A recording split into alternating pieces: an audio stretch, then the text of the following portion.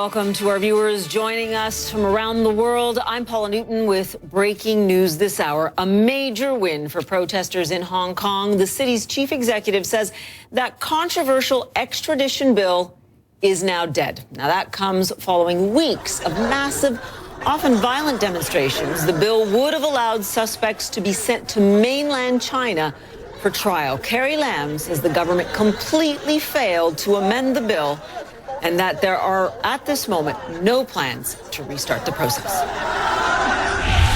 There are still lingering doubts about the government's sincerity or worries whether the government will restart the process in the Legislative Council. So I reiterate here, there is no such plan. The bill is dead. CNN's Anna Coren joins me now live from Hong Kong, and you've been following all these developments, Anna. I mean, look, she was definitive. She said the bill was dead, and yet it has not been withdrawn. What is the significance of her being so definitive and, quite frankly, showing a lot of contrition there, and yet not withdrawing the bill? Yeah, this definitely was a mea culpa from the chief executive, Carrie Lam.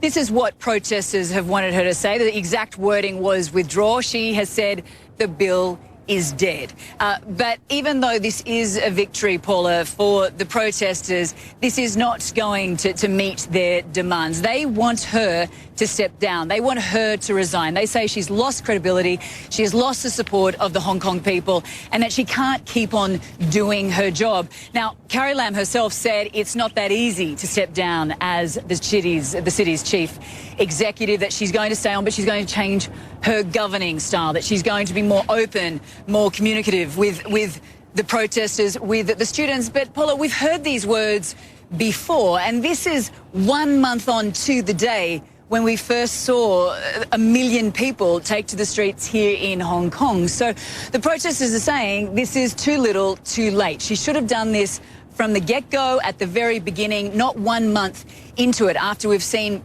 multiple marches of up to 2 million people. That's a quarter of the population of Hong Kong took to the streets to protest against the extradition bill. We also saw those violent clashes with police where they used rubber bullets and tear gas against the protests. And then 1st of July, just 9 days ago, when the protesters who were supposed to take part in another march decided to storm LegCo.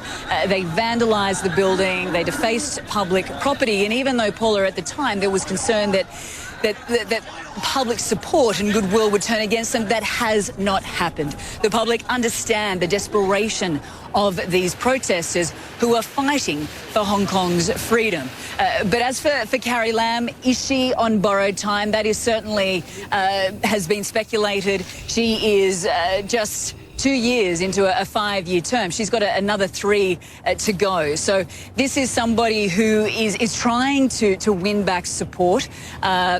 As you say, Paula, she took responsibility. She said it was a complete failure of the government in its work on this extradition bill. She has asked that the student union holds discussions with her in an open public forum, something that she hasn't offered to date. She offered behind closed doors, so this is something new. She also said that she was going to set up a police watchdog investigation into police actions, and that those findings will be handed down in the next 6 months. She also interestingly said, Paula, that these protests, what we have witnessed over the past month, and even the umbrella movement back in 2014, that this reflects a bigger problem in society and that we should find the root of these problems.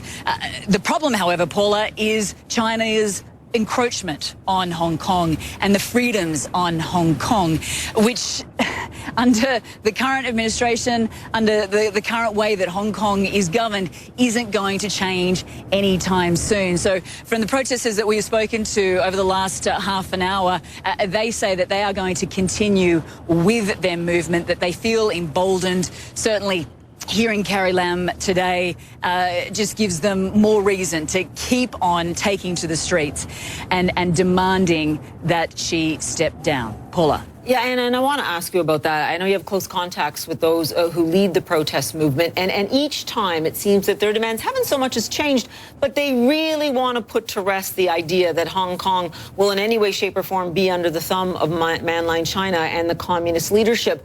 You say it has emboldened the protesters. You know, from looking at this right now, does that mean that there's a chance that despite what Carrie Lam has said here, that in fact this will just escalate? It could very well do. Paula, what we have witnessed over the last month, I don't think anyone would have anticipated the people power that we have seen take to the streets. I mean, it has been quite extraordinary. And then we saw that police brutality. We saw them firing rubber bullets and firing tear gas at the protesters. And that is what sparked international attention and international condemnation. This was something that leaders at the G20 brought up with Chinese President Xi Jinping at the G20 in Japan. China has maintained this is an internal issue. This is a domestic issue. This is no one else's business, and that the West should not interfere, should not meddle in Hong Kong's affairs. But as for the protesters, Paula, these are young people. These are young students, not just young students, but the majority of them are young students who don't have passports to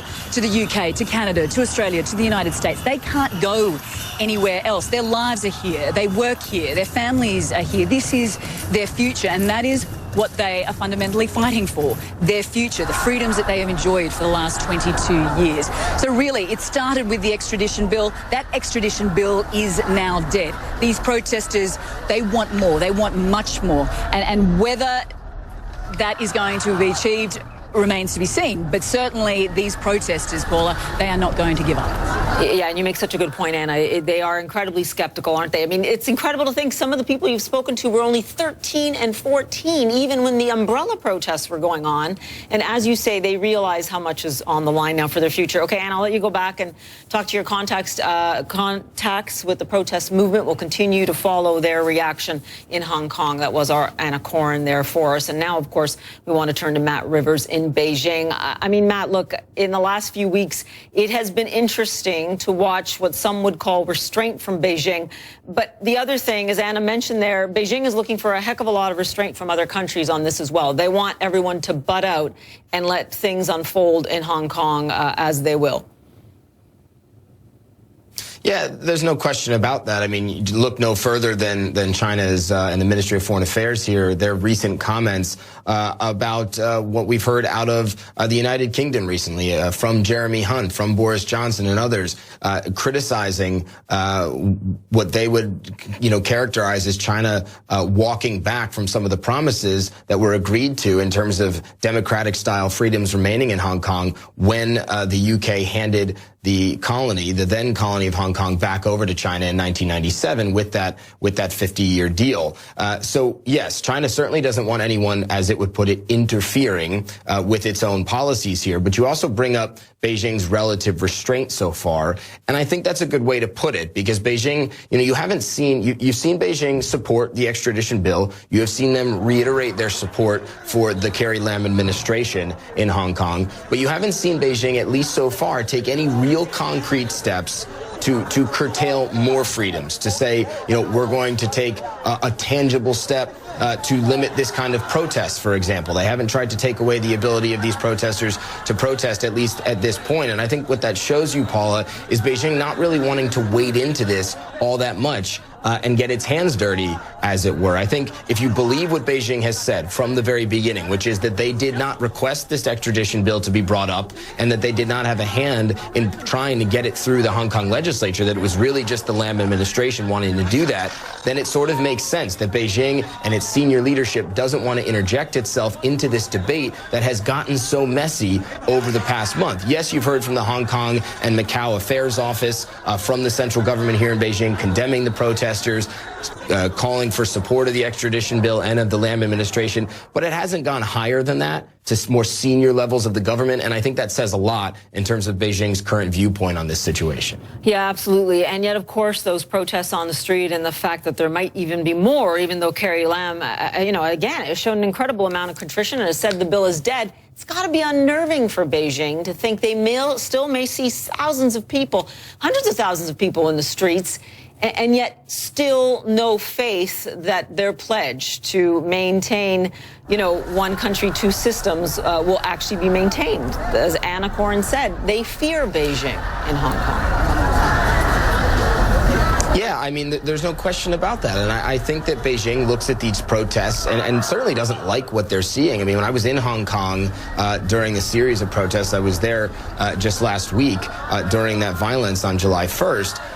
And what I was saying back then, I think, is still true right now, is that when Beijing looks at all these protests, they don't look at the people who broke into the Legislative Council building, I think, with the same amount of trepidation as they do to the people who are out in the streets peacefully protesting. I think that they can look at the people who broke into the Legislative Council building and spin that, use that as PR, saying, look, this is what happens. Protests get out of control. These so-called democracy movements always end in violence. They can, I think, try and use that to their advantage. Whether that works or not is not up for me to say, but it's certainly something that Beijing could